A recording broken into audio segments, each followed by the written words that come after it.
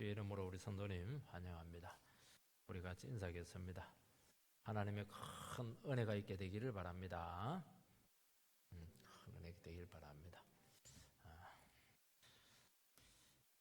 오늘 제목도 친밀한 관계로 들어가야 된다 이러는데 우리는 막 떨어져 앉아 있습니다. 영으로 이렇게 하나 되고 더 주님과 가까워지는 그런 기회가 되기를 바랍니다. 부부관계의 그 핵심은 그 관계 문제입니다.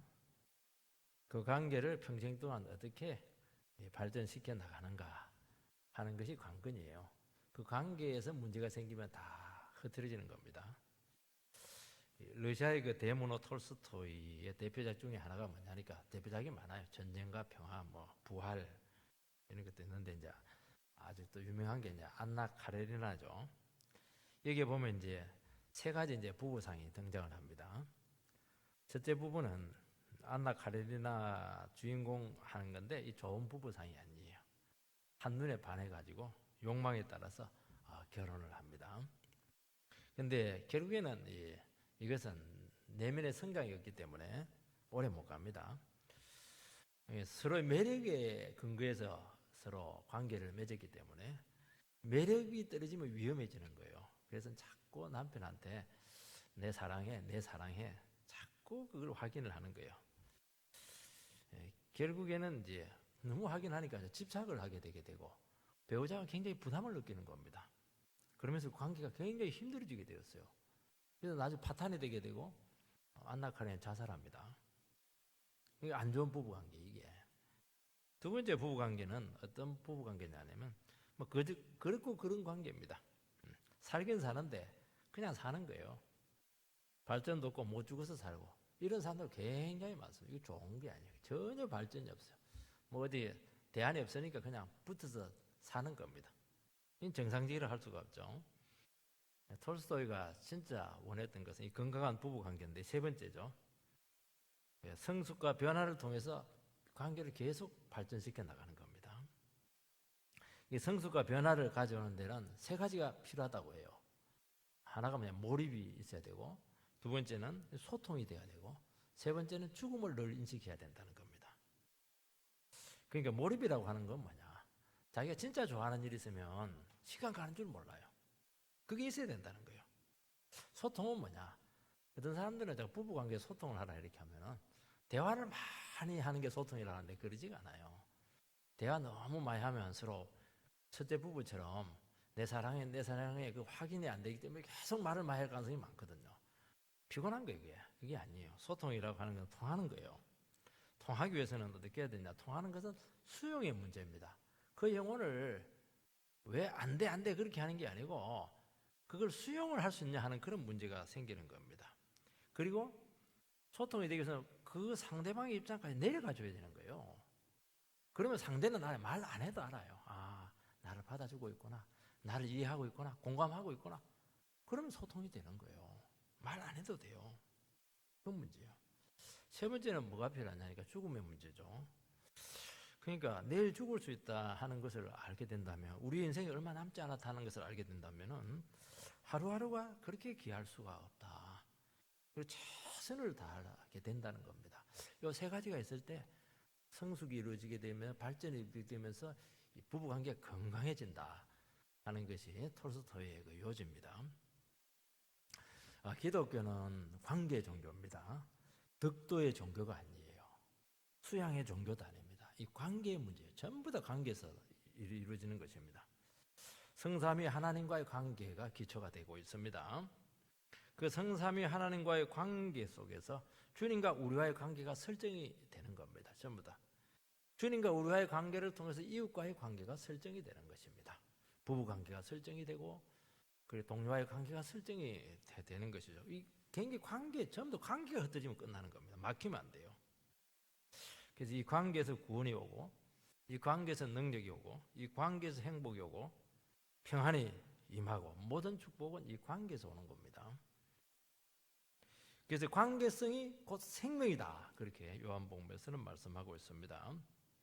톨스토이는 세 가지 했지만 우리는 그게 복잡하게 설명할 필요가 없어요. 우리는 간단합니다. 건강한 부부 관계는 어떻게 해야 되느냐?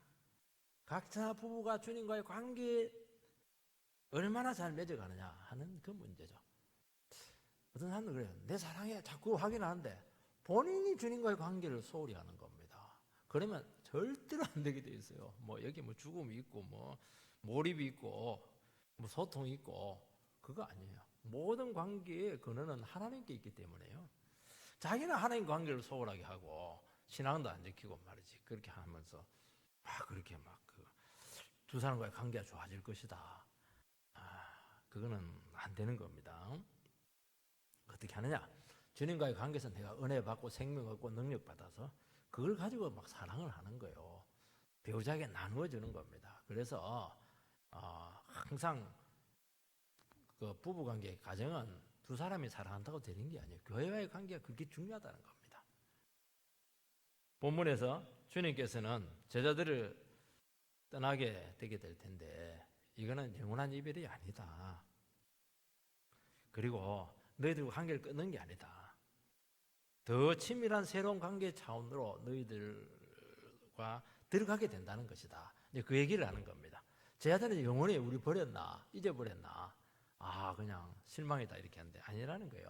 내가 떠나야 훨씬 더 관계가 격상이 된다는 겁니다.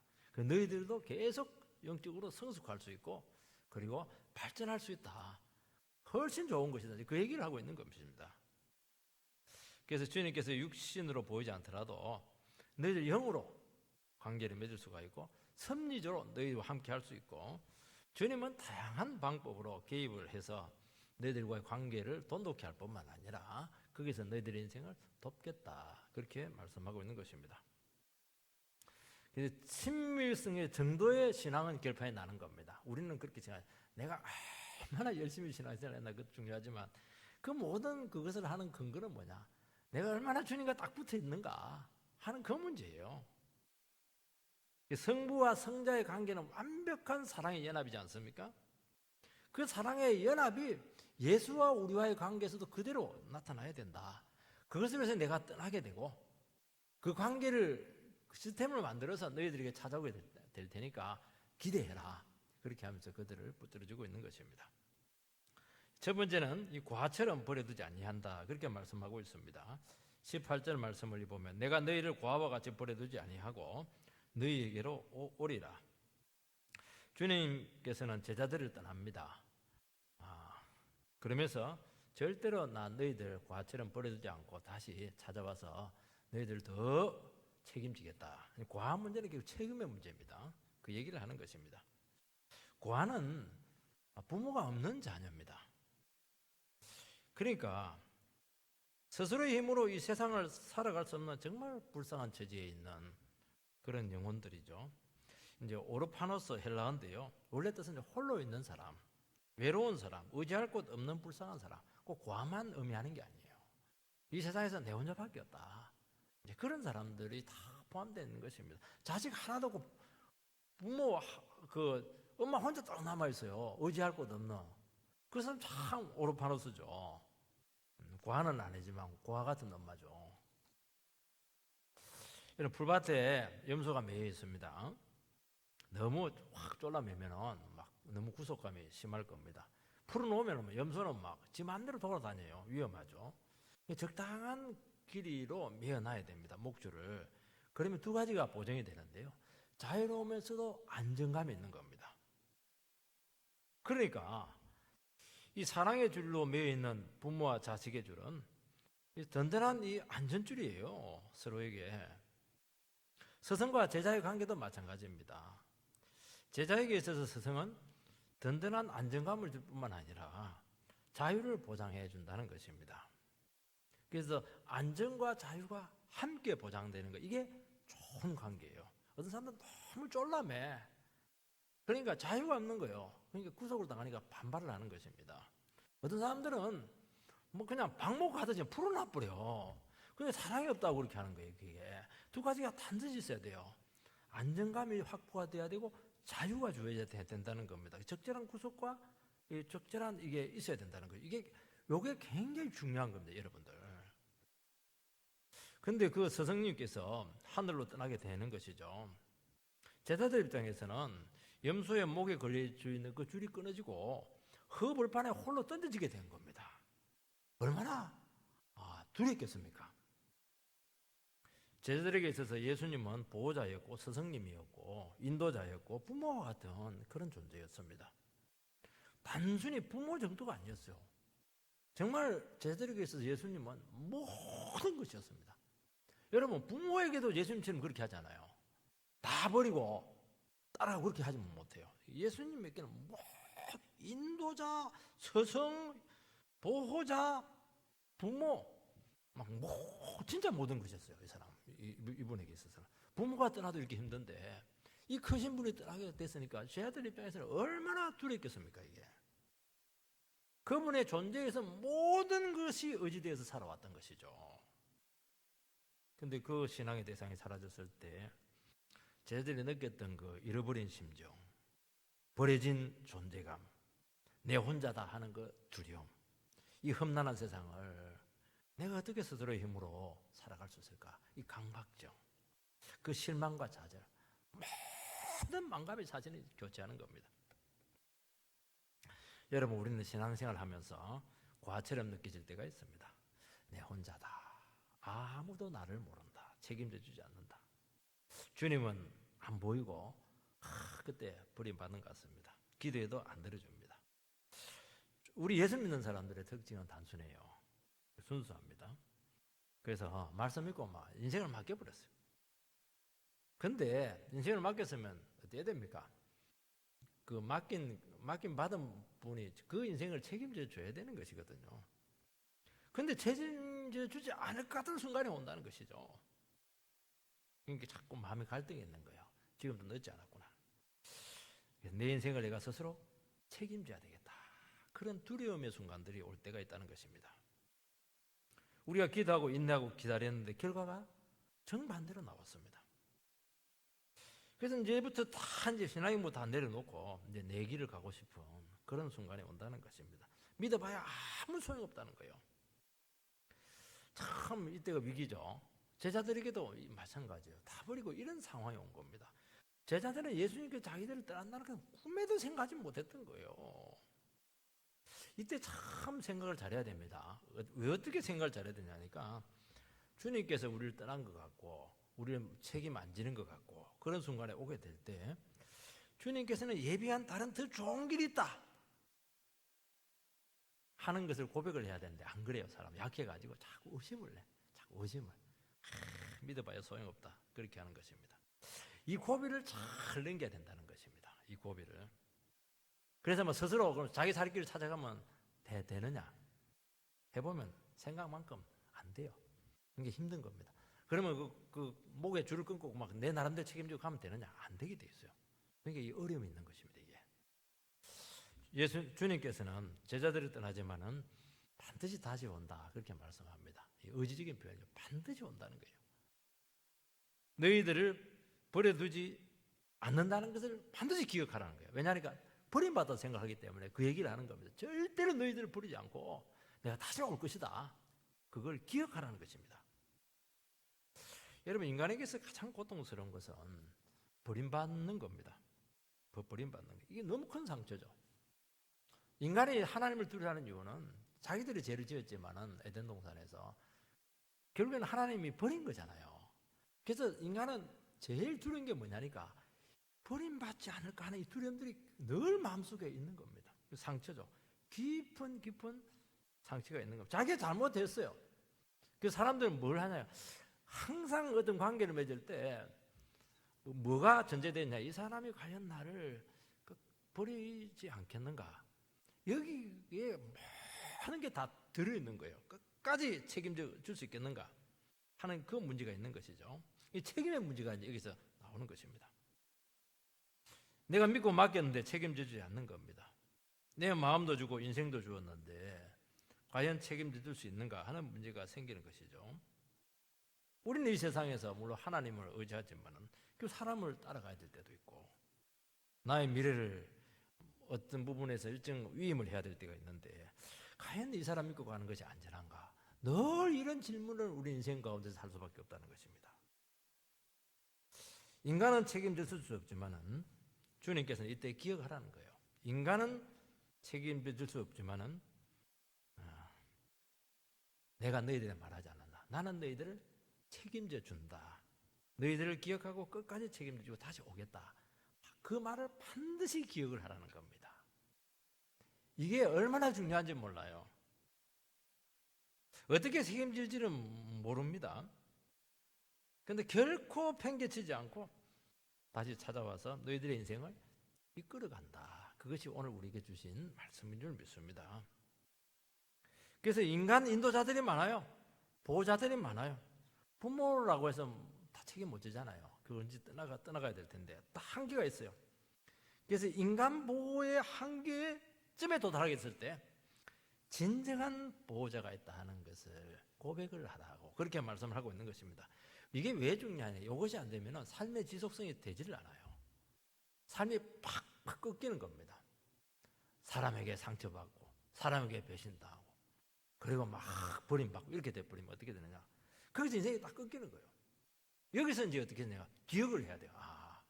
예수님께서는 나를 버리지 않고 기억하고 고아처럼 버려두지 않는다고 했다. 다시 찾아온다고 했다. 반드시다. 여기서 계속 삶을 지탱해낼 수 있는 그 어떤 역량이라고 하나요? 그 지속성이 나오는 겁니다. 이게 얼마나 결정적인 순간에 겨우 이것이 결판을 내는 겁니다. 저도 마찬가지죠. 얼마나 참 이 목회의 길을 하면서 어려운 순간들이 많은지 몰라요. 다 너무 고통스러웠죠. 근데 결국에는 요 하나 붙들고 여기까지 온 겁니다. 상처 안 당하고 고통 안 당하고 인생 안 꺾이고 온 거예요. 편한 건 아니었어요. 그렇지만 살아낸 겁니다. 주님 우리에게 이거 얘기하는 너 절대 그거 아니라는 거예요. 그거. 다 버려도 나는 너희들을 기억하고 있다는 거예요. 오겠다는 거예요. 너희에게 오리라 이렇게 되어 있는데요. 오리라고 하는 것은 직설법 현재형입니다. 계속적인 현상이라 반복적인 계속적인 의미를 가지고 있는 것이죠. 너희들은 절대로 잊어버린 바가 되지 않았다는 것입니다. 주님께서는 십자가에 죽으시고 부활하신 후에 제자들을 찾아오셨습니다. 그런데 죽으시고 부활하고 찾아오신 건 굉장히 좀 일시적인 오심이었어요. 한 40일 정도 그들 같이 있었죠. 주님은 재림으로 다시 오실 겁니다. 그건 너무 큰 미래예요. 너무 큰 미래입니다. 주님은 그렇지 않다는 거예요. 시도 때도 없이 오겠다는 겁니다. 우리 식으로 표현하면은 주님은 기도에 응답하시고 섭리로 찾아오시고 성령을 보내심으로 우리와 함께 아예 사셔버렸어요. 아예 사는 겁니다. 내 속에서 사세요. 주님께서. 성령님이 왔다 갔다 하신다는 게 아니고 늘 함께 하시고 교통하신다는 것입니다. 절대로 버림받지 않는다는 눈에 안 보여서 그렇지. 그걸 알아요. 함께하는 압니다 우리가. 그러니까 지금까지 함께 하신 것과 도움의 방식이 이제는 완전히 달라지게 되었다는 것을 기억하라는 것입니다. 지금까지는 육신적인 관계가 설정이 되었죠. 예수님이 떠나가면 육신이 안 보이니까 새로운 관계예요. 영의 방식이고 어떤 섭리의 관계 같은 그런 방식으로 너희들과 함께 하겠다는 것입니다. 육신적으로 주님께서 떠나시지만 육신적으로 늘 있는 것은 그들로 하여금 어린애 같은 의존적인 상태에 있을 수밖에 없다는 겁니다. 그래서 내가 떠남으로써 하나님 말씀과 성령과 섭리적인 그런 분별과 인도하심 이 모든 것들을 통해서 이제 신앙 안에서 홀로 서기를 해야 될 때가 되었다. 그렇게 말씀하고 있는 것입니다. 그래서 참 우리가 버림받은 같은 그런 인생의 절박한 순간에 오게 될 때 하나님께서는 원하는 것 하나예요. 더 주님 의지하고 홀로 서기를 하라는 겁니다. 신앙은. 늘 신앙이 어린아이 상태에 있으면 안 되거든요. 늘 받아먹기만 해서 되겠습니까? 자기가 찾아서 먹어야죠. 필요한 걸 찾아 먹고 자기가 스스로 일어서고 회개할 건 회개하고 정리할 건 정리하고 주님 한 번 붙들고 일어서는 겁니다. 목사 붙들고 해서 봐야 되지를 않아요. 신앙에서는. 목사는 그냥 하나 도와주는 코치에 불과한 겁니다. 하나님 말씀을 갖고 이렇게 사세요. 그 정도지. 결국에는 그 말씀 붙잡고 성도님 한 분 한 분들이 주님과의 관계에서 일어서야 된다는 것을 말씀하고 있는 것입니다. 그게 안 되면 늘 어린애로 있는 거예요. 피곤한 거 이게. 새로운 차원에서 주님을 의지하면서 살아라는 것을 말씀하고 있는 것입니다. 내 스스로 말씀을 먹어야 돼요. 읽어야 돼요. 그리고 그 말씀을 갖고 내 자신의 상황에 적용을 해야 되는 겁니다. 자기는 가만히 있으면서 하나님 안 도와주신다. 그건 말이 안 된다는 것입니다. 자기는 기도 안 하면서 어떻게 하나님과의 관계 속에 살아갈 수가 있겠습니까? 구체적인 뜻을 찾아라는 것입니다.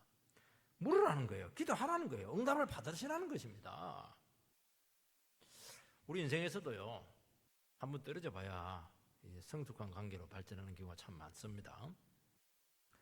주님께서 절대로 버리시지 아니한다 하는 믿음을 가지고 주님을 찾고 만나고 도움을 받을 수 있게 되었다는 겁니다. 근데 우리는 왜 도움을 안 받냐니까? 실망을 하니까.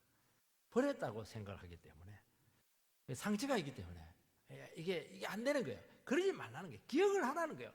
반드시 만나주게 될 것이고 너를 찾아올 것이고 절대로 너희들을 과처럼 버려두지 않을 것이니까 찾아라는 겁니다, 여러분. 그리고 버림받은 심정에 빠지지 말라는 거예요. 왜냐하면 훨씬 더 다양하고 풍성한 도움을 받을 수 있기 때문에 그렇다는 겁니다. 여러분, 주님의 떠남은 더 확실하고 영구적인 도움의 방식을 마련하기 위해서 그렇게 하신 것입니다. 그래서 우리는 주님은 보이지 않지만은 삶의 현장 속에서 훨씬 더 다양하게 주님의 손길을 느끼고 임재를 경험할 수 있게 된 겁니다. 살아있는 주님의 음성을 듣게 된 것이에요. 믿음으로 반응하고 결단해서 우리는 주의 뜻을 이루어 드릴 수가 있게 되었다는 것입니다. 이제 믿음으로 반응하면 돼요. 믿음으로 반응하면 다 되도록 내가 장치를 마련해놨고 시스템이 다 구축되어 있기 때문에 걱정하지 마라. 훨씬 더 효과적이다. 그렇게 우리에게 격려하고 있는 줄 믿습니다. 그러나 두 번째는 새로운 삶의 방식이죠. 19절 말씀을 보면은 조금 있으면 세상은 다시 나를 보지 못할 것이로되 너희는 나를 보리니 이는 내가 살아있고 너희도 살아있겠습니다. 조금 있으면 제자들이 주님을 볼 수 있다고 합니다. 떠난 주님이 다시 온다고 하는 것은 넘어진 제자들을 붙들어주기 위해서라는 것입니다. 주님은 다시 찾아오셨고 그냥 오시지 않습니다. 주님이 갔다가 다시 왔다고 하는 것은 동일하지 않아요. 큰 전쟁을 치르시고 오셨다는 것입니다. 전쟁에서 승리하고 어마어마한 전리품을 가지고 너희들에게 왔다는 겁니다. 그래서 주님이 다시 떠나셨다 왔다 하는 것은 제자들에게 있어서는 너무 엄청난 사건입니다. 예수님께서는 죽으셨다가 다시 살아서 오셨습니다. 예수님은 세상을 이기셨습니다. 죄를 해결했습니다. 죽음의 권세를 깨뜨렸습니다. 마귀의 머리를 밟으셨습니다. 성령을 우리에게 부어 주셨습니다. 갔다 오는 게, 우리 갔다 오면 화장실 갔다 오고 생각하는데 그러지가 않아요. 갔다 왔다 하는 것은 엄청난 일이 일어났다는 거예요. 이게 다시 온 거예요. 완전한 축복으로 무장을 해서 우리에게 찾아오셨다는 것입니다. 중동 갔다 왔는데 3년 갔다 왔는데 막 그냥 돈을 싸들고 와도 얼마나 좋았겠어요. 여러분, 세상은 주님을 보지 못하지만 너희는 본다고 말씀하고 있습니다. 떠난 이 주님께서는 이제는 세상적인 육신적인 눈으로는 볼 수 없어요. 근데 오직 볼 수 있는 방법은 하나인데 믿음으로 볼 수 있습니다.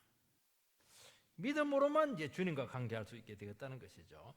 예수를 믿어야 되고 하나님 말씀에 믿음으로 반응해야 되고 주님 나의 삶 가운데 응답하신다. 살아계신 그 주님 역사하신다.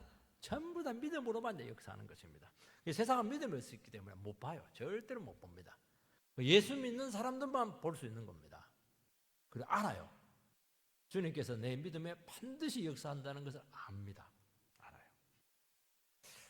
우리는 연약하고 힘이 없지만은 믿음으로 나온 자들을 붙드시고 이끄신다고 말씀하고 있는 것입니다. 여기 보면 내가 살아있고 너희도 살아있겠습니다. 이 말 살아있다는 걸 굉장히 강조를 해요. 왜냐하니까 지금 제자들 앞에서는 죽음밖에 없어요. 예수님도 죽는다 하고 그러고 자기들도 예수님 죽으면 자기도 죽는 거죠. 뭐 인생 끝난 거 아니겠어요? 얼마나 절박한 상황인지 모릅니다. 바로 그날 그 다음날 바로 예수님 십자가에 달려 죽지 않습니까? 죽음밖에 없는 거예요. 아무것도 없는 거예요 지금. 예수님께서는 일부러 얘기합니다. 내가 살아있다. 너희도 살아있을 것이다. 그렇게 확신을 주고 있는 것입니다. 일단 산다는 겁니다. 산다 이러면 이제 가슴이 좀 휴하지 않습니까? 안심이 되는 거예요. 여기 산다고 하는 것은 단순히 육신적으로만 살아있다는 것이 아니에요. 정신적으로, 영적으로 너희들이 더 살아난다는 것입니다. 예수님이 다시 사는 것하고 제자들이 사는 것하고는 차이가 있죠. 왜냐하면 예수님은 생명의 근원이세요. 그래서 주님께서 다시 살아나셔서 그 생명을 제자들에게 계속 공급을 해주시겠다, 그 말씀을 하는 것이고, 이것을 이제 영생이라고 어려운 말로 표현하는 것입니다. 지금까지 살아온 것은 자기가 가지고 있는 생명이었어요. 그 예수님께서 부분적으로 부여해주는 그런 생명이었는데, 이제는 그렇지가 않아요. 부활의 권세를 가지고 생명의 근원 되신 주님께서 믿음으로 마음껏 제자들의 삶 가운데 생명력을 부어주셔가지고 절대로 죽는 인생이 되지 않도록 해주겠다 하는 것이 여기에 포함되어 있는 것입니다. 지금과 사는 것과는 비교가 되지 않는 그런 생명의 삶이다 하는 것을 기억하고 기다리라, 그렇게 요청하는 것입니다. 우리가 믿음 생활을 하다 보면요, 살아있다는 것이 참 귀합니다. 요즘 뭐 굶어 죽는 사람 누가 있습니까? 다 먹고 살아요. 힘들다 이래도 다 삼시세끼 다 먹고 살아요. 근데 이제 그러니까 지금 중요한 게 뭐냐, 어떻게 사느냐 하는 것이 중요하다는 것입니다. 생존을 위한 삶이 아니고 너희들이 생각해야 될 것은 제대로 된 삶을 살아라는 것입니다. 지금까지 제자들의 고민은 제대로 된 삶과 가치 있는 삶과 아무 상관이 없어요. 지금 죽느냐 사느냐 이게 지금 문제인데, 굶어 죽느냐, 생존이 위태로워요, 고아처럼 버려지는 건 아닐까, 이게 겁나요. 취지가 안 돼서 빌빌거리다가 끝나는 거 아닐까, 이게 우리 생각을 지배하고 있는 거예요. 지금 온갖 염려로 지금 다 휩싸여 있습니다. 주님은 안 죽는다, 살아있다. 왜 살아있냐? 내가 살아있기 때문에 너희들이 살아있는 것이다. 나에게 장례식을 치르면 너희도 장례식 치를 것이라는 것입니다. 그 정도도 못 믿냐는 거예요.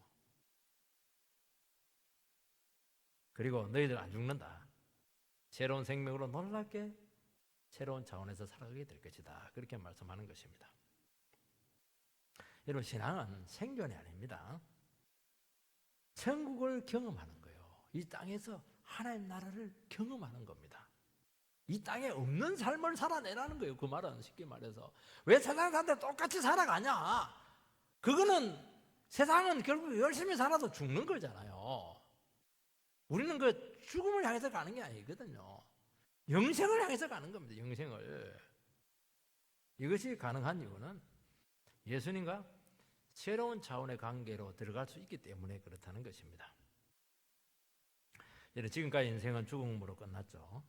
사람들은 죽음 앞에서 모든 것은 무의미하고 가치 있는 모든 삶이 다 부정이 되는 겁니다. 죽음 앞에 서면 사람들은 꼼짝을 못해요. 죽음의 권세를 극복하지 못하고 결국에는 죄 때문에 망하는 인생인 것입니다. 이제 예수님께서는 이 모든 죄와 죽음의 문제가 해결되었다고 합니다. 이제 영생의 삶이 열렸다는 거예요. 영생은 뭐라고 했냐니까, 영생은 나를 아는 것이다, 그렇게 말씀했어요. 여기서 안다고 하는 것은 경험적으로 아는 겁니다. 여러분, 천국을 경험하기 위해서는 주님을 알아야 돼요. 경험적으로 알아야 되는 겁니다. 삶 속에서 주님을 체험하라는 거예요. 이게 머리로만 아는 게 아니에요. 이게 그거는 가능하지 않냐는 거예요. 하나님 말씀 무조건 적용하고 믿음으로 반응하고 경험을 해라는 거예요. 하나님, 자기는 기도 안 하고 말씀 가까이 안 하고 예배 안 드리고 어떻게 하나님을 경험할 수 있겠는가 하는 것이죠. 그럼 주님의 일은 뭐냐? 주님은 선교사로 가는 게 아니에요. 그것도 있겠지만 그건 눈에 보이는 겁니다. 선교사로 가도요, 얼마든지 자기 일 한 사람 많아요. 자기 사업 다 해요. 그건 무슨 주님의 일이에요. 그게 목회도요, 지금 다 챙길 사람 다 챙길 수 있는 거예요. 이게 그게 어떻게 주님의 일이에요? 목회가 뭐 주님의 일입니까? 주의 일은 요한복음 6장에 보면 나를 믿는 것이다, 그렇게 얘기하는 겁니다. 예수를 믿으면 주님이 나를 통해서 일하신다는 것을 이야기하는 겁니다. 그게 주의 일이에요. 그래서 우리가 죽자고 해야 될 게 뭐냐? 죽자고 해야 될 게 예수를 죽자고 믿는 거예요. 그럼 주님께서 내 안에서 믿음으로 역사를 하세요. 그러면 주님의 일이 되는 거예요. 내가 하는 모든 것들은 주님의 일이 되는 겁니다. 그렇게 살아가라는 거예요. 이게 그렇게 되면은요, 하루하루 주님을 의지하고 살아가게 될 때 하루하루가 그렇게 의미가 있고 열매가 있고 가치 있는 삶이 되고 그게 쌓이고 이렇게 되면요 내 인생이 막 너무 축복된 인생이죠. 후회가 없어요. 그래서 예수 믿는 사람 후회가 없어요. 자꾸 지금도 여러분 인생 가운데 자꾸 후회가 되고 내가 왜 이렇게 살았는가 이렇게 되시는 분들 이게 안 돼서 그렇게 하는 겁니다. 믿음으로 역사하는 이 삶을 의지를 못했다는 것을 기억을 해라는 것입니다. 우리는 과거에 불행과 상처가 있어요. 이 불행과 상처라고 하는 것은 시간이 지나간다고 해서 잊혀지거나 해결되지 않습니다. 이게 문제가 왜 문제가 심각하냐니까 이게 우리의 인생에 남아가지고 자꾸 인생을 갉아먹어요. 자꾸 부식을 시키고 자꾸 불행하게 만드는 거예요. 막 더신나게 하고 이렇게 하는 것입니다. 그렇게 되니까 아무리 시간이 가도 미래가 열리지 않는 것입니다. 그래서 이 과거의 아픔과 상처와 불행한 반드시 이거 정리를 해야 되는 것입니다. 그 십자가 지신 주님께서 다시 살아서 찾아오셔서 우리 모든 불행과 고통을 다 가져가셔야만 정리가 되는 거예요. 우리는 정리를 못해요. 이 십자가에서 정리가 되는 것입니다. 그래서 우리의 마음과 영혼의 상태를 새롭게 만드셔야 돼요. 상처난 마음, 그냥 꺾인 마음, 실족한 마음, 이 마음 갖고 어떻게 살아가려고 그렇게 하겠습니까? 예수님께서 와가지고 보혈의 피로 우리의 그 모든 제약된 잔재들을 전부 다 빨아가시고 새로운 생명으로 우리를 싹 싸매 주셔야 되는 것입니다. 그러면 우리 영혼이 새로워져요. 새 인생이 돼요. 새 피조물이 되는 것입니다. 그래서 이 변화된 심령으로 살아가는 거예요. 변화된 심령으로 절망을 보고 실패를 보고 아픔을 보게 되면은 의미가 완전히 새로워지게 되는 것입니다. 우리는 버림받은 불행이 있잖아요. 이게 불행이 아니에요. 그게 은혜라는 것을 알게 됩니다. 버림을 통해서 십자가 은혜를 깨닫게 되었거든요. 인생의 실패가 아니에요. 내가 인생에 실패를 해보았기 때문에 인생의 한계를 안 것입니다. 내가 신이 아니고 피조물이라는 것을 알게 된 것입니다. 십자가를 붙드는 것이죠. 변화된 심령으로 보면은 모든 것이 새롭습니다. 모든 것이 생명력의 재료가 되는 것이에요. 이게 지금까지 인생을 근본적으로 바꿀 수가 있게 되면서 새로운 인생이 열리는 것입니다. 여러분 실패 많이 했죠? 아직도 후회하고 있으세요? 아직도 나를 괴롭히는 그 사람에 대해서 아직도 용서가 안 되고 있어요? 그러니까 인생이 안 열리는 거예요. 십자가로 가져가가지고 마음을 새롭게 하세요. 얼마든지 새로워져요. 우리 상대를 미워하지만은 냉정하게 따져놓고 보면 니도 만만치가 않다는 거예요. 니는 잘못 없냐? 주님께 바로 그렇게 얘기하거든요. 맞아요. 내가 다른 사람 가지고 책임 회피했지만 사실은 내가 근본적인 문제네요. 주님 앞에서 회개하는 거예요. 내가 문제입니다. 그러면 성령께서 우리를 치료하세요. 그러면서 우리 영혼을 회복시키세요. 그러면서 그 영혼을 위해서 긍휼한 기도를 하게 한다는 거예요. 그러니까 열리는 겁니다, 여러분들. 구약의 사사 중에 삼손은 아주 특이한 인물입니다. 삼손이 왜 특이하냐니까 이 사람의 성령이 임하면 괴력이 나타나요. 포크레인 같은 힘이 나타나요. 이 사람은 문짝을 뜯어가 성문 문짝을 뜯어가 버려요. 얼마나 힘이 센지. 삼손은 그래서 예수님을 많이 예표합니다. 왜 예수님을 예표하냐니까 동족에 버림받았거든요. 철저히 버림받았습니다. 장로들에게 막 버림받고 이렇게. 그런데 더 예수님을 닮은 게 뭐예요? 죽음 때문이에요. 이 사람 죽음이 너무 극적입니다. 삼손은 성령의 사람인데 외로움을 이기지 못해요. 나시를 놓으니까 어릴 때부터 이게 구별돼 놓으니까 이 외로움이 참 문제였던 것으로 생각이 돼요. 너는 특별한 사람이다. 너는 주를 위해서 쓰인 사람이다. 이러니까 이게 어린 시절이 좀 힘들었던 것 같아요. 내가 보니까 외로우면 이게 못 이겨 이 사람이 견디지를 못해요. 들릴라의 관계에 빠져가지고 두 눈 뽑히고 머리털 밀리고 쇠사슬에 매여가지고 짐승이 돌리는 맷돌을 돌리면서 죽을 날만 기다리고 있습니다. 참 그러니까 벌레 사람들이 잘못한 게 뭐냐니까 죽이든지 그렇게 하면 될 텐데 눈 뽑고 머리털 밀고 이래가 짐승 돌리고 이래가지고 조롱을 한 거예요. 짓밟은 것이죠. 예수님 십자가 달듯이 그렇게 한 겁니다. 참 그 마귀는 머리가 나빠요. 머리가 나빠요. 그 하나님의 사랑 짓밟으면 어떻게 됩니까? 그냥 자기를 죽여버려요. 그래서 다시 살아나는 겁니다. 삼손은 죽음 앞에서 지나간 아픔과 실패를 철저히 회개합니다. 하나님을 떠난 고통을 온 몸으로 체휼하는 거예요. 몸은 죽었지만 영혼이 회복이 되고 어느 날 머리 손을 탁 대니까 머리가 자라고 있는 거예요. 하나님 나와 함께하는 이 작은 걸 통해서도 하나님의 임재를 느끼는 겁니다. 그렇게 섬세해진 거예요, 이 사람이. 성령이 임하게 되었죠. 뭐라고 기도합니까? 하나님 한 번만 힘을 주면 내가 주를 위해서 내 인생을 바치겠다고. 그 회개한 심령으로 강력한 성령을 그냥 기둥을 무너뜨리는 겁니다. 평생 이룬 성리보다 더 큰 능력이 나타났다. 그렇게 평가를 내리고 있는 것입니다. 이 사람은 구약에 살았지만은 구약이었지만은 절대 예수의 십자가의 길을 통과한 사람이에요. 그러니까 다시 재기하는 것입니다, 여러분. 여러분, 지나간 과거 불행과 실패는 새로운 인생을 위한 발판이고 징검다리가 될 줄 믿습니다. 언제든지 재활용이 가능해요. 요즘 재활용 산업이 상경산업으로 중요하잖아요, 여러분. 얼마든지 여러분 인생 재활용으로 쓰일 수 있는 것입니다. 그 실패가 아니에요. 우리가 변화된 심령으로 십자가에 붙들기만 하면은 참 그게 더 놀라운 폭발력으로 우리에게 나타난다는 것입니다. 주님의 십자가와 함께 죽고 다시 사는 과정을 통해서 모든 이 불행들, 고난들, 이해할 수 없는 사건들이 주님의 섭리와 사랑의 도구로 나타나게 될 줄 믿습니다. 그리고 막 은혜의 샘으로 막 채워지는 거예요. 불행이 더 큰 능력으로 나타나게 된다는 것입니다. 이것이 예수 믿는 것이에요. 이것이 주님께서 우리에게 주시는 새로운 인생길이라고 말씀하고 있는 것입니다. 그러니까 얼마나 복된 인생이에요. 여러분, 인생에서 제일 중요한 게 뭐냐니까 죄인은 반드시 인생을 실패하거든요. 늘 후회하는 거예요. 후회하면서 문제는 뭐예요? 다시 시작할 수 없다는 게 문제입니다. 예수 믿는 게 중요한 게 뭐냐? 언제라도 다시 시작할 수 있다는 거예요. 이게 중생이잖아요.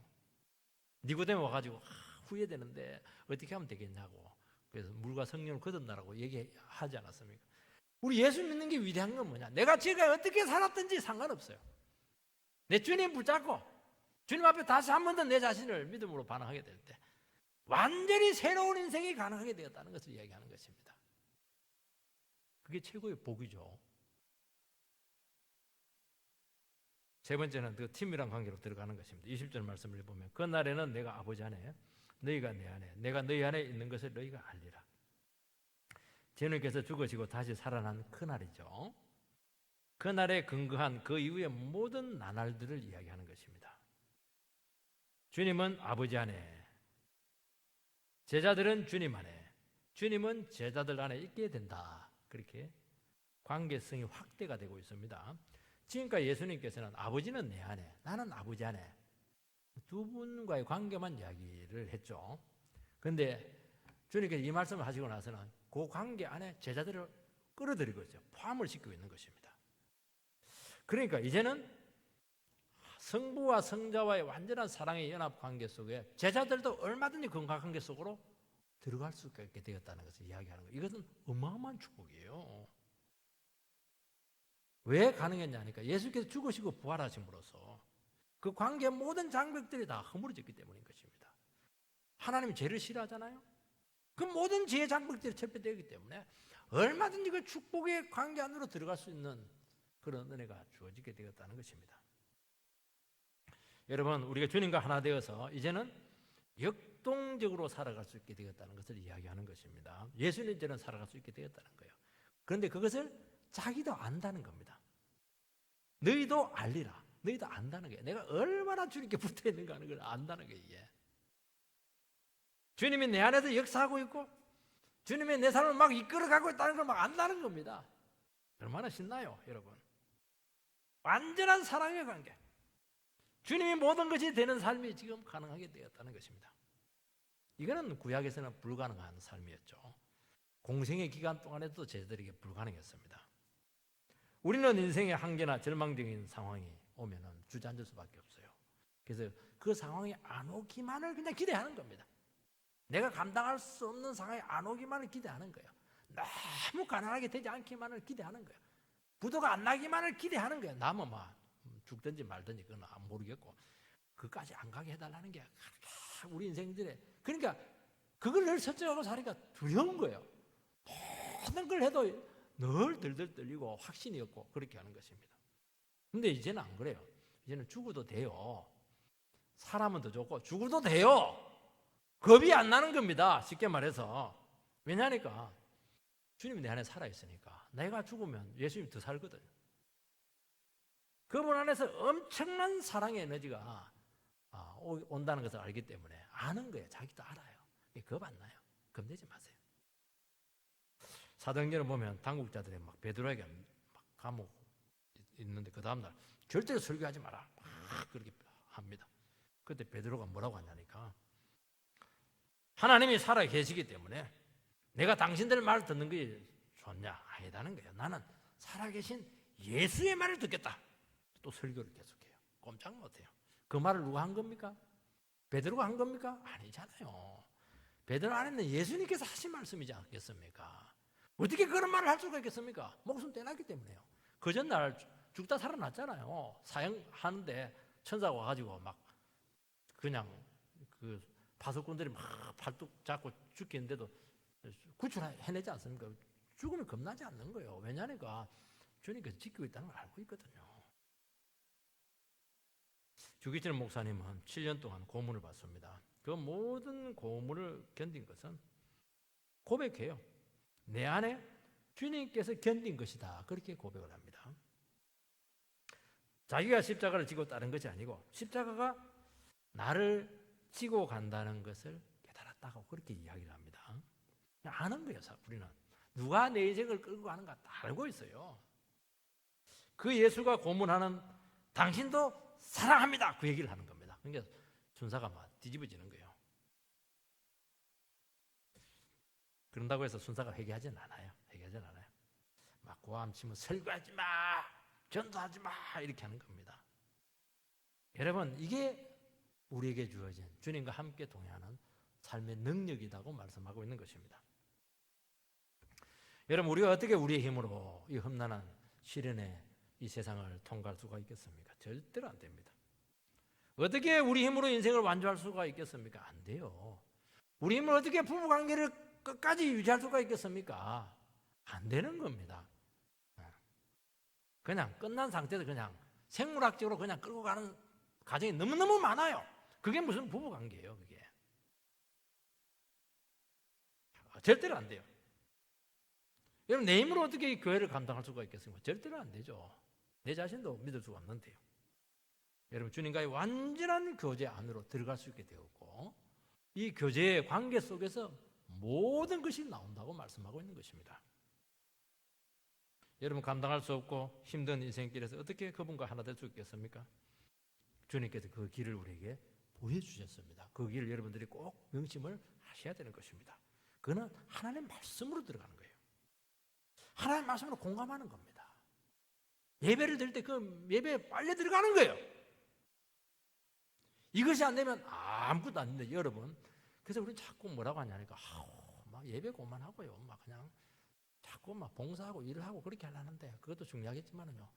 진짜 생명은 이 교제 안으로 들어가야 되거든요. 교제 안에 들어가는 가장 강력한 힘이 뭐냐? 주의 이름을 부르는 성도들이 함께 모여서 하나님의 말씀 가운데 예배에 들어가는 거예요. 여기서 그냥 모든 것이 다 나오는 거예요. 세상의 모든 축복은 여기서 나오는 거예요. 강대상에서 나오는 거예요, 이게. 이게 안 되면 여러분의 모든 삶은 의미가 없어요. 점점 죽게 될 것입니다. 메마르게 될 것입니다. 제 아내가 요즘 룻기를 읽으면서 너무 공감이 되어서 구구절절마다 막 룻하고 이게 오버랩이 돼서 막 울었다고 그래요. 은혜 나눠줘 이러니까 이거 절대 나눠줄 수 없다고. 안 나눠주고 있어요. 나눠줘야 되는데 안 나눠줘요. 너무 귀해가지고. 그거예요. 여러분 우리의 삶이 무의미합니다. 영혼이 무미건조합니다. 내가 지금 무엇하고 있는지 이해가 되지 않나요? 살긴 사는데 이게 생물학적으로 사는 거 이게. 그게 무슨 사는 겁니까 그게. 내가 지금 무엇하고 있는지 몰라요 지금. 세상 사람들이 가는 게 그냥 가는 겁니다. 저도 그럴 때 참 많아요. 그럼 하나밖에 없어요. 다 내려놓고 하나의 말씀으로 들어가는 겁니다. 설교 준비하는 거예요. 설교 준비하면은 아무것도 없는데 영혼이 막 살아나면서 새로운 세계 속으로 들어가요. 거기서 모든 게 다 살아납니다. 그리고 우리는 내 죄와 허물을 회개해야 됩니다. 여러분, 그게 참 중요해요. 토스토이는 귀족의 아들이고 참 못생겼지만 모든 것을 가진 사람이었죠. 이 사람이 50살이 되었을 때 어느 날 가슴 속에 냉기가 흐르다는 것을 알게 되었습니다. 내가 왜 사냐? 인생이 뭐냐? 내가 지금 무엇하고 있지? 내가 어디서 와서 어디로 가고 있는 거야? 이런 질문이 생기게 된 것입니다. 그래서 자기 자신의 과거를 바라보니까 너무너무 질 나쁜 삶이었어요. 자기는 뭐 글 쓰고 이렇게 한다는데 보니까 뭐 온갖 죄악을 다 저지른 겁니다. 살인, 강도, 음란, 너무너무 괴로웠던 걸 알게 됩니다. 통렬히 반성을 해요. 철저히 회개합니다. 무슨 이런 삶을 내가 살아왔단 말인가. 그래서 그것을 참회록으로 기록을 합니다. 참회록으로 기록해요. 기록을 할 때, 과거를 회상할 때 공포와 아픔과 혐오가 아니고는 절대로 그 시절을 회상할 수가 없었다. 그리까지 고백을 하는 것이죠. 그래서 30년을 더 살게 되는데 이 반성을 토대로 정말 제대로 살아야 되겠다. 그 삶에 올인을 하면서 또 위대한 작품들이 막 나오는 거예요. 인생의 성장과 변화를 일깨워주는 그 주옥 같은 작품들을 남기게 되었다. 그렇게 고백을 하고 있는 것입니다. 여러분 마찬가지요. 말씀 안으로 들어가시기 바라고요. 죄에 대해서는 철저히 바라보시기 바랍니다. 이것이 우리 인생을 막 그냥 하나님과 같은 그런 능력으로 나오게 할 것인 줄 믿습니다. 그런 은혜 가운데 들어가게 되기를 주의 이름으로 축복합니다.